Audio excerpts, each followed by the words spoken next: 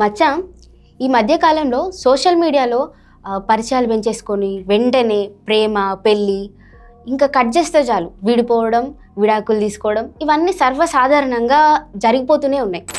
ఇప్పుడు మొత్తం తెలంగాణ వ్యాప్తంగా కలకలం రేపిన ఇన్సిడెంట్ ఏదైతే ఉందో ఒక ఫోక్ సింగర్ శృతి అనే అమ్మాయి సాధారణంగానైతే చాలా టాలెంటెడ్ పర్సన్ అమ్మాయి.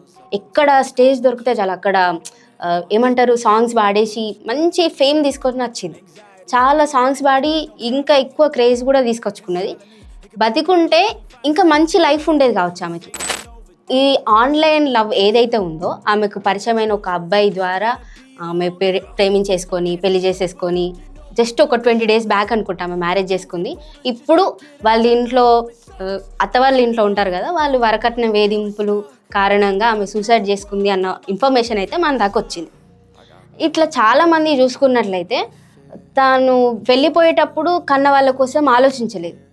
ఇప్పుడు ఆమె జీవితం బాగుంది కాబట్టి ఒక్కసారి ప్రేమను వదిలేసి జీవితం గురించి ఆలోచించి ఉంటే ఆమె లైఫ్ బాగుండేదేమో. ఇప్పుడు జీవితంలో ప్రేమ అనేది ఒక భాగం మాత్రమే, కానీ ప్రేమే జీవితం కాదు కదా, అది ఆలోచించాలే కదా. ఒక్కసారి ఆమె కన్న వాళ్ళ కోసం ఆలోచించినా కూడా ఆమె బ్యాక్ అయ్యే అవకాశం ఉండేదేమో. ఆలోచించే శక్తి అనేది మన యువత చాలా కోల్పోయింది అనే చెప్పుకోవచ్చు. ఈ అమ్మాయి విషయం అనే కాదు, మన సర్కిల్లో కూడా అట్లా చాలా మంది ఉంటారు. వాళ్ళకు ఒక్కసారి మనం ఒక స్టాండ్గా మనం ఒక మోటివేషన్ ఇస్తే వాళ్ళు బాగుంటారేమో. లైఫ్ని ఈజీగా సూసైడ్ చేసి తీసేసుకోవడం అనేది ఈజీ కాదు మచ్చా.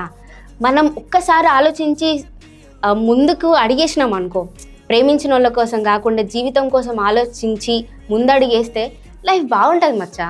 ఆలోచించు.